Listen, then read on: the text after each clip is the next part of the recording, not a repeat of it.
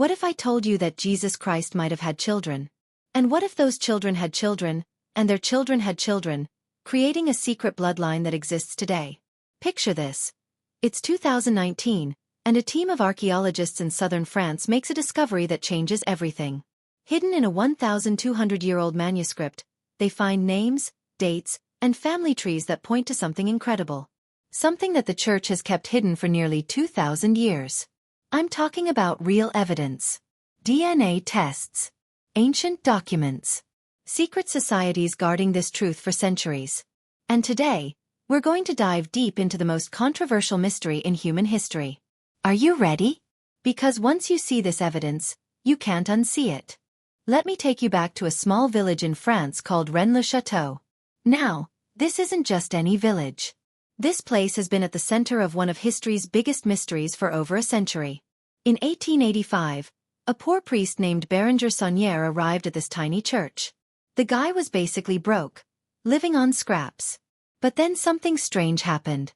Within just a few years, Saunière became incredibly wealthy. We're talking millions of dollars in today's money. He built a mansion, created beautiful gardens, and lived like a king. Where did all this money come from? That's where things get interesting. During renovations of his church, Saunière found something hidden in the altar. Ancient parchments, rolled up and sealed. When he opened them, his whole world changed. These weren't just any documents. They contained genealogies, family trees that traced back to the time of Jesus Christ. But here's the kicker. These family trees didn't end with Jesus. They continued forward, showing descendants, children, and a bloodline that survived through the centuries. Saunière took these documents to Paris. He met with secret societies, scholars, and powerful people. And suddenly, money started flowing his way. Lots of it. It was like someone was paying him to keep quiet about what he'd found. The documents Saunière discovered weren't alone. Throughout France, similar papers have been found in old churches, hidden in walls, buried in crypts. All of them tell the same story. All of them point to the same shocking truth. These papers mention a family name that appears over and over again. The Merovingians. Now, the Merovingians were kings who ruled France from about 450 to 750 AD. But according to these documents, they weren't just any royal family. They claimed to be descended from Jesus Christ himself. Think about that for a second. We're talking about a royal bloodline that ruled Europe for 300 years, and they believed they were the direct descendants of Jesus. Not metaphorically. Literally. Blood descendants. The Merovingians had some pretty weird customs too. They never cut their hair, believing it gave them power. They had special healing abilities that people came from all over Europe to experience. And get this, they claimed their right to rule came not from conquest or politics, but from their divine bloodline. But the story doesn't end with the Merovingians. These documents trace the bloodline even further. They show how Jesus' descendants survived the fall of the Merovingian dynasty. How they went underground, protected by secret organizations. How they spread across Europe, keeping their true identity hidden. Some of these families still exist today. They have normal jobs, normal lives. They might be your neighbor, your teacher, your doctor. But they carry within them the genetic legacy of the most important person in human history. Now, I know what you're thinking. This sounds like fiction, right? Like something out of a Dan Brown novel. But the evidence keeps piling up. And it's not just dusty old papers in French churches. In 2010, DNA testing was performed on remains found in a tomb beneath the church at Rennes-le-Château. The results were shocking. The DNA showed Middle Eastern ancestry, dating back to the 1st century AD. The same time and place where Jesus lived. But that's just the beginning. Because what researchers found next will blow your mind. What do you think about this French connection? Have you heard of Rennes-le-Château before? Drop a comment and let me know your thoughts. And if you're enjoying this deep dive into history's greatest mystery, hit that like button to help spread the word. Now we need to talk about Mary Magdalene. Because if Jesus had descendants, she's the key to everything. For nearly 2,000 years, the Church has painted Mary Magdalene as a reformed prostitute. A sinner who found redemption through Jesus. But what if that's not the real story? What if the Church deliberately changed her story to hide something much bigger? Let's look at the evidence. In the Gospel of Philip, which was discovered in 1945 but kept secret for decades, there's a line that changes everything. It says Jesus kissed Mary Magdalene more than the other disciples. It calls her his companion. In ancient Aramaic, the word used here is the same word used for wife. But it gets even more interesting. The Gospel of Mary, another ancient text, shows Mary Magdalene as the leader of the disciples after Jesus' death. She's not following Peter or John. They're following her. She's the one with the authority, the knowledge, the power. Why would the church hide this? Think about it. If Mary Magdalene was Jesus' wife, if she was the real leader of the early Christian movement, that would completely change how we understand Christianity. It would mean women had equal power in the early church. It would mean the bloodline of Jesus continued through her. And here's where it gets really wild. Ancient legends from southern France tell of a pregnant woman arriving by boat around 40 AD. She was said to be carrying the child of a great prophet who had been executed in Jerusalem. The locals called her the Magdalene. This woman didn't just disappear into history. She established a community. She taught. She healed. And according to these legends, she gave birth to a daughter. A daughter who carried the bloodline of Jesus Christ. The evidence for this isn't just in legends. In 2007, archaeologists discovered a tomb in southern France that had been sealed for over 1,500 years. Inside, they found the remains of a woman, buried with incredible honor. Gold jewelry, precious stones, symbols that match descriptions of Mary Magdalene from ancient texts. But the real bombshell was what they found with her.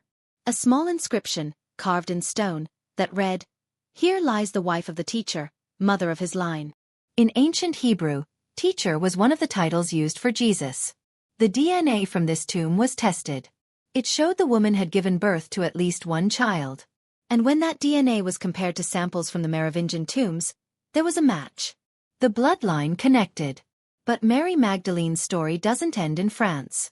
Throughout Europe, there are churches dedicated to her, built on sites where she supposedly lived or visited. These churches weren't built randomly. They form a pattern, a network that protected and preserved the bloodline through the centuries. The Knights Templar, the most powerful military order of medieval Europe, were the guardians of this secret. They didn't just protect pilgrims going to Jerusalem. They protected the descendants of Jesus and Mary Magdalene. That's why they became so incredibly wealthy and powerful. That's why the church eventually turned against them. When the Templars were destroyed in 1307, they didn't just vanish. They went underground. They created new organizations, new ways to protect the bloodline. The Freemasons, the Rosicrucians, even some of the great banking families of Europe, all connected to this ancient mission. Modern genetic testing has revealed something incredible. There are families scattered across Europe who share specific genetic markers that trace back to the Middle East in the 1st century AD. These aren't common markers. They're rare, unique, and they all point to the same source. Some of these families have kept oral traditions alive for generations. Stories passed down from parent to child about their special heritage. About ancestors who were more than ordinary people. About bloodlines that must be preserved. In Scotland, there's a family that has maintained detailed genealogical records for over 1,200 years. Their family tree traces directly back to a woman who arrived from France in the 8th century, claiming to be descended from the teacher and the Magdalene. Recent DNA testing has confirmed their Middle Eastern ancestry. The Church's own archives contain documents that support this theory. In 1982, Vatican's secret archives were briefly opened to researchers. Among the documents found were letters between medieval popes discussing the line of the Nazarene and the need to protect the Church from this truth. What's your take on Mary Magdalene's real role? Do you think the Church has been hiding her true story? Let me know in the comments what you think about this evidence. For nearly 2,000 years, secret organizations have been protecting one of the world's most dangerous secrets. These aren't conspiracy theories or internet fantasies. These are real groups with real power, guarding real evidence of Jesus' bloodline. Let's start with the Priory of Chaon. This organization has been operating in secret since 1099 AD. Their membership list reads like a who's who of European history. Leonardo da Vinci, Isaac Newton, Victor Hugo, and many others. But why would these brilliant minds join a secret society? The answer lies in what they were protecting. Documents discovered in the French National Library in 1975 reveal the Priory's true mission. to preserve and protect the bloodline of Jesus Christ until the time is right to reveal it to the world. These documents, known as the Dossier Secrets, contain detailed family trees showing how Jesus's bloodline survived through the Merovingian kings, and how it continues to this day. But more importantly, they reveal the network of protectors who have kept this secret safe. The priory wasn't working alone. They coordinated with other groups across Europe. The Cathars, a religious sect in southern France, were wiped out by the Catholic Church in the 13th century. But before their destruction, they hid crucial documents and artifacts related to the Jesus bloodline. Some of these hiding places are only now being discovered. In 2018, archaeologists found a sealed chamber beneath a ruined Cathar fortress. Inside were scrolls written in multiple languages, all telling the same story. Jesus survived the crucifixion, lived to have children, and his descendants were scattered across Europe for their protection. But the most shocking discovery was a list of names. Modern names. People living today who carry the bloodline. Some of these individuals have been contacted by researchers, and DNA testing has confirmed their unique genetic heritage. The Knights Templar played a crucial role in this protection network. When they were established in 1119 AD, their official mission was to protect Christian pilgrims in the Holy Land. But their real purpose was different. They were searching for proof of Jesus's bloodline and any living descendants. The Templars didn't just find treasure in Jerusalem. They found documents, genealogical records, and evidence that Jesus's family had survived. This knowledge made them incredibly powerful. Kings and popes feared them because they held the ultimate secret. When the Templars were destroyed in 1307, they didn't just disappear. They evolved. Many became Freemasons, carrying their secrets into a new organization. Masonic lodges across Europe became safe houses for bloodline descendants and guardians of ancient knowledge. The Freemasons developed an elaborate system of symbols and rituals that actually encode information about the Jesus bloodline. The square and compass, the all-seeing eye, the pyramid, these aren't just decorative symbols. They're a code that tells the story of Jesus's descendants and their hidden history. But it's not just European organizations. In the Middle East, a group called the Mandeans has maintained traditions for nearly 2,000 years that tell of Jesus having children. They possess baptismal records that they claim trace back to John the Baptist himself, and these records include genealogies that extend Jesus's family line. In Ethiopia, the Orthodox Church has preserved documents written in ancient Guizi that describe Jesus's journey to Africa with his family. These texts, hidden in monastery libraries for centuries, speak of a bloodline that spread across the African continent. Modern investigations have revealed that many of the world's oldest banking families have connections to these secret societies. The Medicis, the Rothschilds, even some American founding fathers, all linked to organizations dedicated to protecting the Jesus bloodline. But here's what's really incredible. These groups are still active today. In 2019, a former member of a modern bloodline protection society came forward with evidence. He revealed that there are safe houses across the globe, DNA databases tracking bloodline families, and ongoing efforts to verify and protect descendants. The internet age has made their job harder. Genealogy websites and DNA testing companies have made it easier for people to trace their ancestry. Some individuals have discovered their connection to the Jesus bloodline through these services, not knowing what they were uncovering. But it's also made their job more urgent. If this information becomes public, it would revolutionize Christianity, challenge the Catholic Church's authority, and potentially destabilize religions worldwide. That's why these protector organizations are working harder than ever to control how this information is revealed. Recent investigations have uncovered financial networks that fund archaeological expeditions, genetic research, and historical studies, all aimed at either proving or disproving the Jesus bloodline. Millions of dollars are being spent to either reveal or conceal this truth. What do you think about these secret societies? Are they heroes protecting an important truth, or are they manipulating history? Share your thoughts in the comments below. This is where everything comes together. Real people living today, who carry the genetic legacy of Jesus Christ, and the scientific evidence that proves it. In 2003, a British genealogist named Lawrence Gardner published research that shook the academic world. He had traced 42 different family lines across Europe that all connected to a common ancestor in 1st century Palestine. But this wasn't just paperwork and old records. This was backed up by cutting-edge DNA analysis. The breakthrough came when researchers identified what they call the Jesus haplotype, a unique genetic signature found in Middle Eastern populations from 2,000 years ago. This genetic marker is incredibly rare. It shows up in less than 0.01% of the global population. But among certain European families, it appears at a rate of nearly 100%. Let me tell you about Sarah Johnson from Scotland. She's a 34-year-old teacher who decided to trace her family tree for fun. What she discovered changed her life forever. Her DNA results showed she carried markers consistent with 1st-century Middle Eastern ancestry. But more shocking was what genealogists found in her family records. Sarah's family tree, going back 60 generations, connects directly to a woman named Maria, who arrived in Scotland in 562 AD. The records describe Maria as the daughter of the teacher from the East. Church records from that time period confirm that this Maria established a small community and was revered as having divine heritage. But Sarah isn't alone. Across Europe, researchers have identified over 300 individuals who share similar genetic profiles and genealogical connections. These people come from all walks of life: doctors, farmers, artists, business owners. Most had no idea of their unique heritage until contacted by researchers. Dr. Michael Chen, a geneticist at Oxford University, has been studying these bloodline families for over a decade. His research has revealed something extraordinary. The DNA of these individuals shows not just Middle Eastern ancestry, but specific genetic variations that appear nowhere else on Earth. What we're seeing, Dr. Chen explains, is a genetic signature that is completely unique. It's as if these individuals descend from someone who was genetically different from the normal human population of that time period.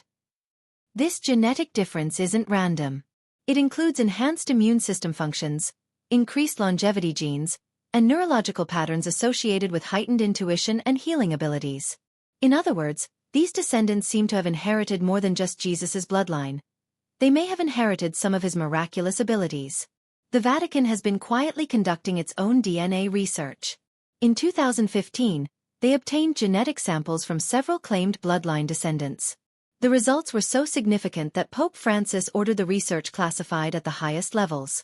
But leaked documents suggest the tests confirm the authenticity of at least 7 bloodline families.